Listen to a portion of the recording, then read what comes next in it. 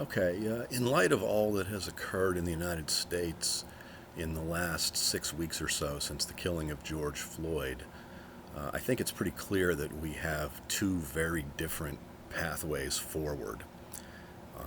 The first pathway forward is one of resentment and group identity and group hatred and revenge and violence and destruction and all of the things that we historically have associated with Marxism.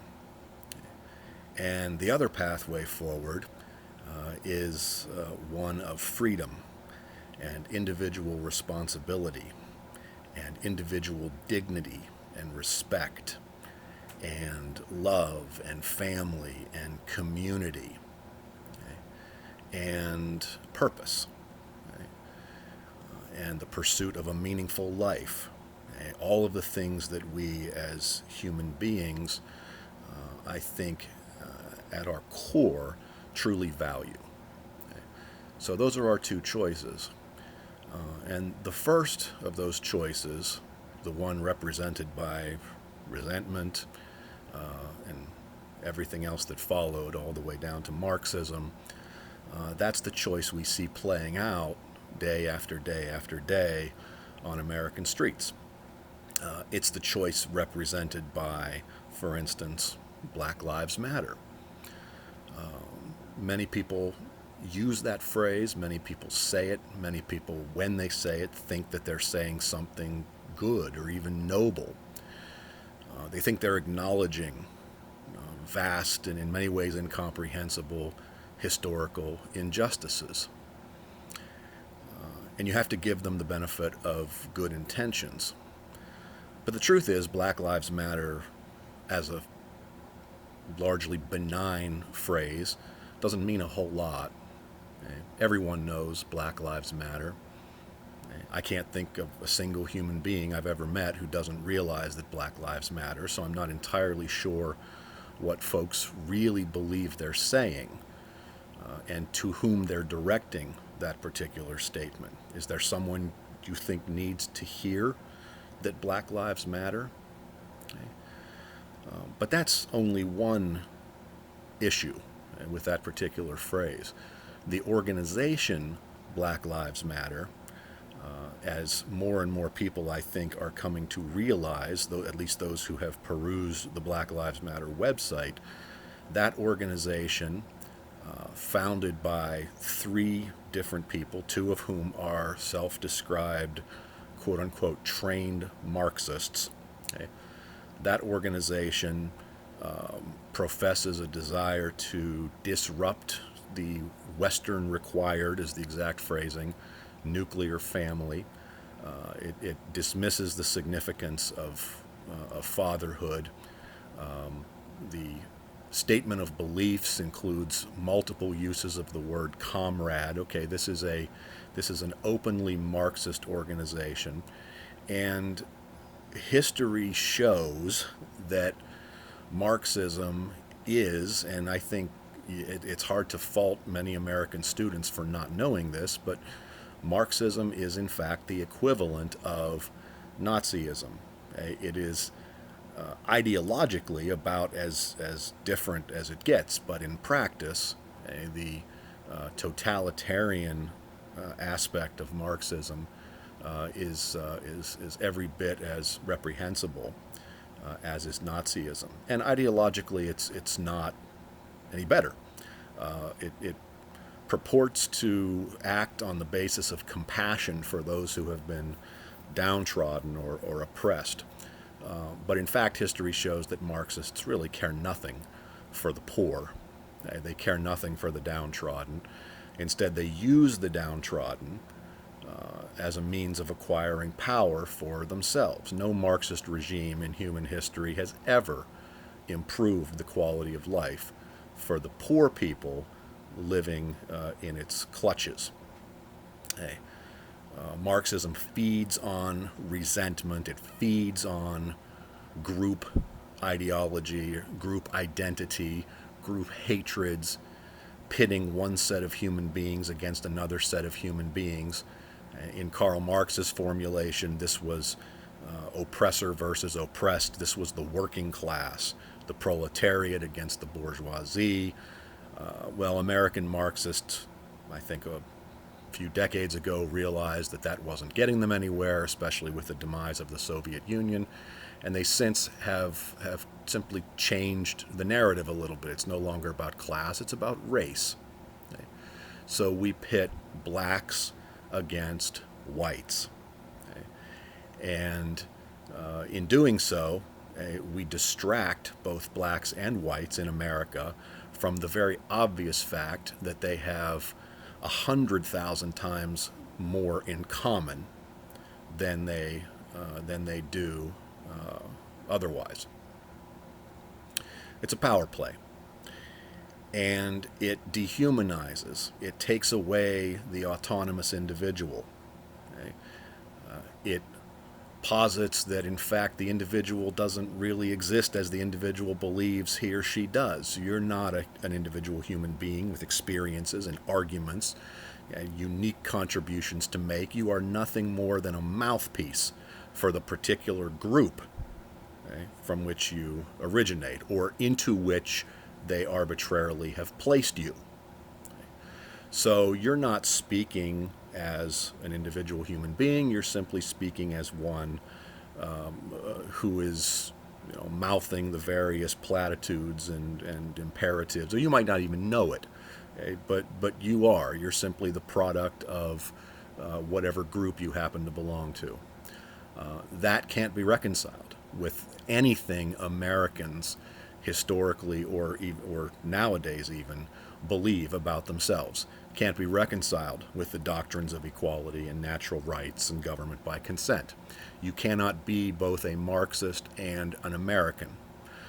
In other words, if you are to pursue that initial pathway, then you have to be prepared to destroy everything that has come before you.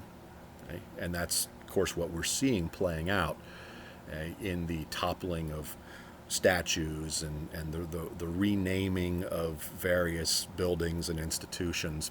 It's all part of the Marxist strategy of eradicating the past and giving us, basically, as Orwell told us in the book 1984, an endless present in which the party is always right.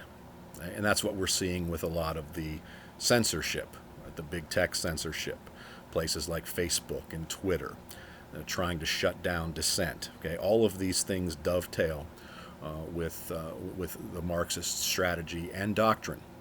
Okay? So BLM is part of that initial path. Someone like Colin Kaepernick, whom many people are holding up as a hero, he's not a hero. He doesn't know anything. Okay?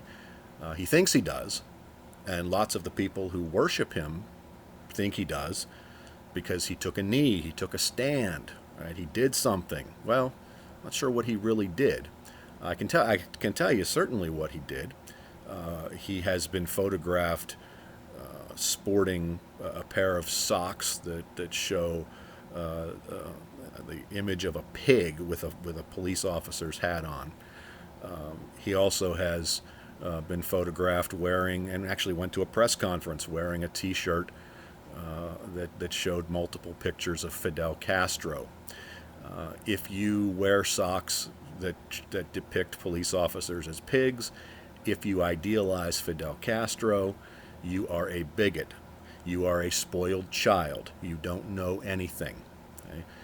It is not incumbent upon anyone to pay any attention whatsoever to anything Colin Kaepernick or those of his ilk have to say. Okay? And the folks in the streets, those who are toppling statues, speaking of spoiled children, these are folks who, for whatever reason,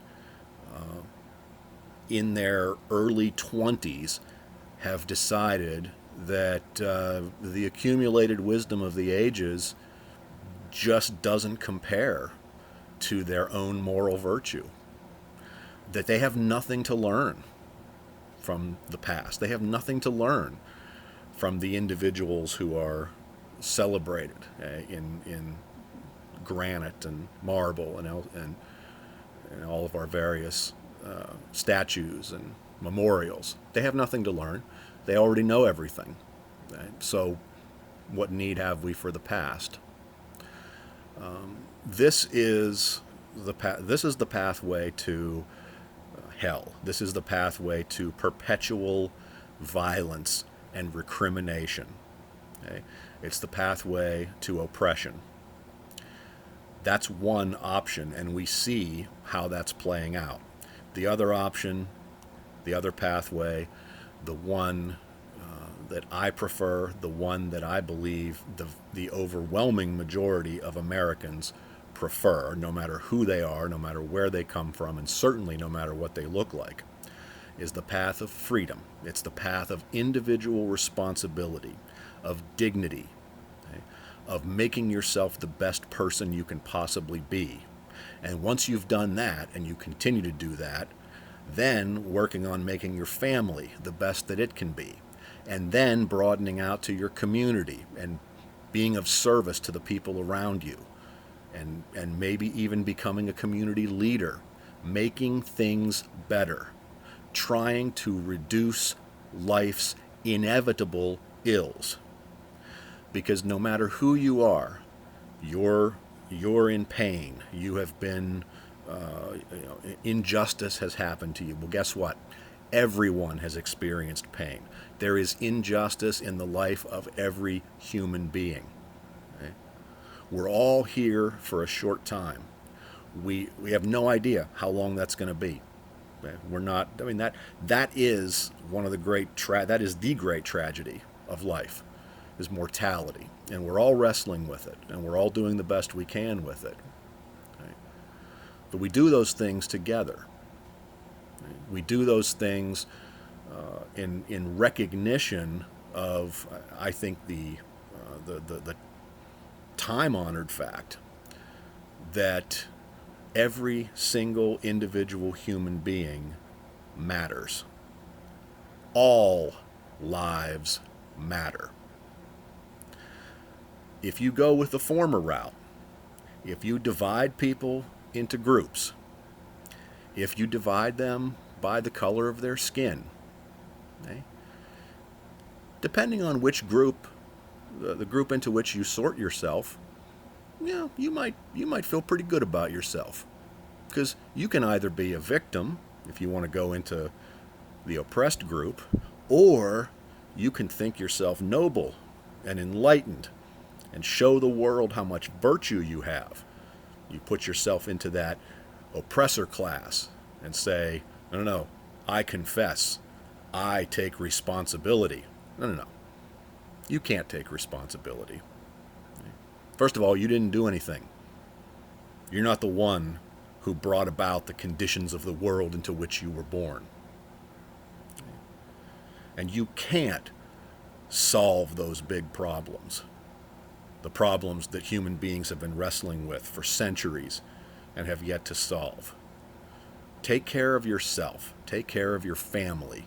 Take care of your community. And if you do that and everyone else does that, the multiplier effect of that is something that I don't think any of us can predict. We just don't know. Okay? Who knows what the limits, the upward limits of that kind of behavior might be. But we're really down to this. Okay? There are those who offer resentment and recrimination and group identity and group hatred and perpetual violence.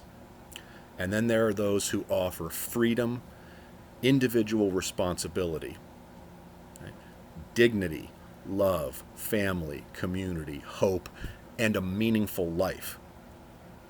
You're not going to get a meaningful life if you're constantly wallowing in resentment, if you're constantly dividing your fellow human beings and setting them against one another. It's not going to happen. The only way to a meaningful life is to take up that individual responsibility. Okay. So those are our two pathways forward. And I hope, I believe that the majority of Americans will choose the right one.